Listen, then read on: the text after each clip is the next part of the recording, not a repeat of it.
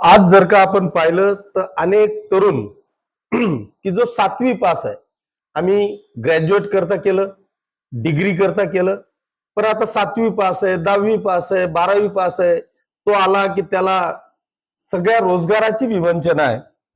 म्हणून मी आपल्याला या निमित्तानं विनंती करणार आहे की हा अत्यंत महत्वाचा विषय आहे. या विषयाला आपण प्रत्येकापर्यंत पोहोचावं अशी एक पहिल्यांदा कळकळीची विनंती करतो. दुसरा एक उपक्रम माननीय मुख्यमंत्री महोदयांनी राबवलाय, तो म्हणजे मुख्यमंत्री रोजगार निर्मिती योजना. ह्या योजनेच्या माध्यमातून 10 लाख रुपयापर्यंतचं कर्ज मंजूर करण्याचं काम माननीय मुख्यमंत्री महोदयांची सगळी टीम या संपूर्ण महाराष्ट्रामध्ये लागलेली आहे. ती टीम आता आपल्याकडे या ठिकाणी आलेली आहे. आज हे बॅनर त्याचं आहे.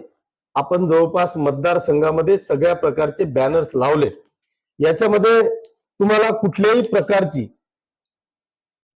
तुमचं आयटी रिटर्न आहे का, त्याला मॉर्गेज करावं लागणार आहे का, या कुठल्याही गोष्टी न करता त्याच्यावर 10 लाख रुपयापर्यंतचं कर्ज मंजूर करून देण्याचं काम मुख्यमंत्री महोदयांची आलेली ही सगळी टीम करणार आहे.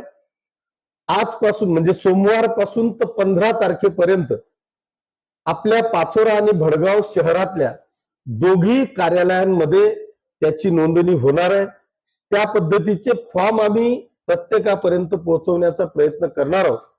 माझी सगळ्या बेरोजगार 7वी पास पासून तर 10वी 12वी पास असलेल्या सगळ्या बेरोजगार तरुणांना या निमित्तानं विनंती आहे की याच्यामध्ये ह्या ज्या सगळ्या व्हेकल्स आहेत, तुम्ही सगळ्या गाड्या या निमित्तानं घेऊ शकतात. 10 लाखापर्यंतचं कर्ज, शहरी भागातले जे तरुण असतील त्यांना 25% सबसिडी आहे आणि ग्रामीण भागातला जो तरुण आहे त्याला 35% सबसिडी या कर्जातून आहे. त्याच्यात अत्यंत अल्प व्याज दरामध्ये नॅशनलाइज बँकेकडून एसबीआय आणि महाराष्ट्र बँकेमध्ये या सगळ्या टीमची तुमच्या टाईप झालेला आहे. त्याच्यामुळे त्यांना कुठेही फिरण्याची आवश्यकता नाही, कोणतेही कागदपत्र देण्याची आवश्यकता नाही. एक फक्त अडचण आहे की जर एखादा तरुणाने त्याचं बँकेत सिबिल खराब झालेलं असेल किंवा त्यांनी कर्ज घेतलं पण ते कर्ज परत केलंच नाही, असा जर का कोणी युवक असेल तर त्याला आमचा नाईलाज आहे, पण तरी सुद्धा ते प्रयत्न करतील.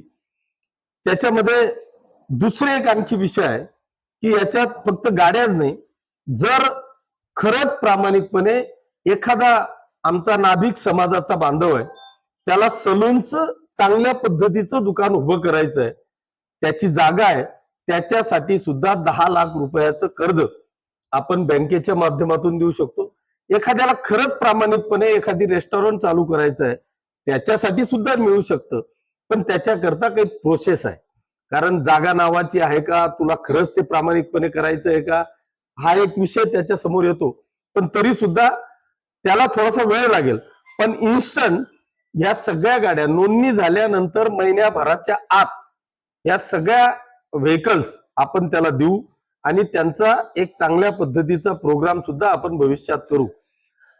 तिसरा एक प्रयत्न असा आहे, तो ह्या स्कीम मध्ये नाही, पण पाचोरा आणि भडगाव शहरातले जे ऑटो रिक्षावाले चालक आहेत, ऑटो रिक्षा चालक आहेत, मी त्यांची परिस्थिती बघतोय की आज छोटस शहर आहे.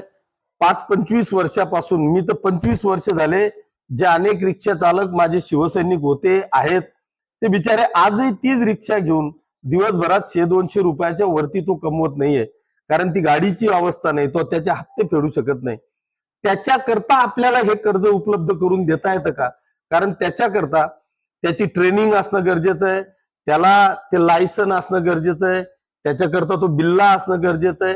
ह्या ज्या काही अटी शर्ती आहेत ह्या थोड्याशा कठीण आहेत, पण तरी सुद्धा माझा प्रयत्न आहे की सगळ्या रिक्षा चालकांना, कारण अनेक रिक्षा अशा आहेत की त्या पासिंगच केलेल्या नाहीत आहेत, तरी त्याचा ती फिटनेस सर्टिफिकेट नाही, उद्या प्रवाशांचं काही झालं तर तो त्याला काही मदत करू शकत नाही. म्हणून त्यांना ह्या सगळ्या गोष्टीमधून आपल्याला त्याच्यात काही न्याय देता येईल का, हा देखील प्रयत्न आपला या ठिकाणी आहे. दुसरा जे काही आमची लाडकी बहिणीचा विषय झाला, मी पहिले बाईट दिली, परंतु त्याच्यामध्ये माझा प्रयत्न असा आहे की आम्ही उद्या किंवा परवा प्रत्येक ग्रामपंचायतीच्या बाहेर या दोघांचीही माहिती देणार बॅनर प्रत्येक ग्रामपंचायतच्या बाहेर लावतोय। त्या ठिकाणी बॅनर लावून नेमकं तुम्हाला काय काय लागणार आहे, माझे प्रत्येक जिल्हा परिषद गटातल्या मोठ्या गावामध्ये आपली एक टीम काम करते, तिथं ऑफिस आहे, तिथेच आपल्याला ऑनलाईन फॉर्म भरावे लागणार आहेत। त्याच्यामुळे प्रत्येक घरोघरी हे फॉर्म देऊन त्यांना पाचोऱ्यापर्यंत न येता ग्रामपंचायत मध्ये तर भरतीलच, पण आणखी तिथे जर का लोड होत असेल तर आपल्याला जिथे आपलं कार्यालय आहे त्या कार्यालयामध्ये सुद्धा 31 ऑगस्ट पर्यंत ही सगळी सुविधा आपण त्या ठिकाणी उपलब्ध करून देणार आहोत। त्याच्यामुळे आपल्या माध्यमातून या मतदारसंघातल्या दोघही तालुक्यातल्या सगळ्या माता भगिनींना माझी आग्रहाची विनंती असणार आहे की आपण याच्यामध्ये कुठेही घाईगडबड न करता 31 ऑगस्ट म्हणजे जवळपास आपल्याजवळ 55-56 दिवस आहेत आणि ह्या 55-56 दिवसाला दररोज आपण सगळे मिळून 2000 जरी फॉर्म भरले तरी आपण 1 लाखाच्या पुढे हे सगळे फॉर्म भरू शकतो आणि 1 लाखापेक्षा मला वाटतं पात्र महिला आपल्याला मतदारसंघात भेटणार नाही। त्याच्यामुळे आरामात ते होऊ शकतं। सगळ्यांना आपल्या माध्यमातून माझं आव्हान आहे की तुम्ही घाईगडबड करू नका। जरी 31 ऑगस्टला तुमचा शेवटचा फॉर्म भरला तरी जुलै पासून तर ऑगस्ट पर्यंतचे दोघी हप्ते तुमच्या अकाउंटला पडतील, अशा पद्धतीची ग्वाही या राज्याचे मुख्यमंत्री आदरणीय एकनाथजी शिंदे साहेबांनी दिलेली आहे, तुमच्या भावाने दिली आहे, तुमच्या लाडक्या दादानी दिलेली आहे। त्याच्यामुळे कुठेही उन्हात तानात पावसात 1-1 किलोमीटरच्या लाईनी लावून घाई गडबड करू नका। हे सगळं झाल्यानंतर मला काही प्रश्न काही आमच्या भगिनींकडून आले, अर्थात ते प्रश्न अत्यंत महत्वाचे होते। 2-4 आमच्या आज्या आल्या आणि त्या 75 वर्षाची आहे, आता 70 आपल्यावाली निकष आहे 65 वर्षापर्यंत, ती महिला आहे 70-75 वर्षाची, पण तिच्या नावाने 1-2 गुंठा जमीन किंवा 10-20 गुंठा जमीन, अर्धा 1 एकर जमीन आहे। आता अर्धा 1 एकर जमीन असल्यामुळे तिला संजय गांधी श्रावणबाळची योजनेमध्येचा लाभ मिळू शकत नाही आणि दुसऱ्या बाजूला म्हणजे तिला तिकडेही मिळत नाही आणि इकडे वय 65 झालेलं आहे, 65च्या वरती असल्यामुळे ती ह्या योजनेमध्ये बसत नाही। त्याच्यामुळे विशेष बाब म्हणून जर का ती 70 वर्षाची भगिनी, मावशी, आई जर त्या श्रावणबाळ संजय गांधी मध्ये नसेल तर अशी एखादी केस ह्या योजनेमध्ये समाविष्ट करावा, अशा पद्धतीची आग्रहाची विनंती मी सोमवारी माननीय मुख्यमंत्री महोदयांकडे करणार आहे। मला खात्री आहे की अशी एखादी केस की ज्या टेक्निकल दृष्ट्या ती जर का अडचणीत असेल तर तिला देखील सांभाळून घेण्याची विनंती मी माननीय मुख्यमंत्री महोदयांना करणार आहे। आणि म्हणून मी निश्चितपणे पुन्हा एकदा या महायुतीच्या सरकारचे मनापासून आभार मानतो, धन्यवाद देतो। जय हिंद, जय महाराष्ट्र।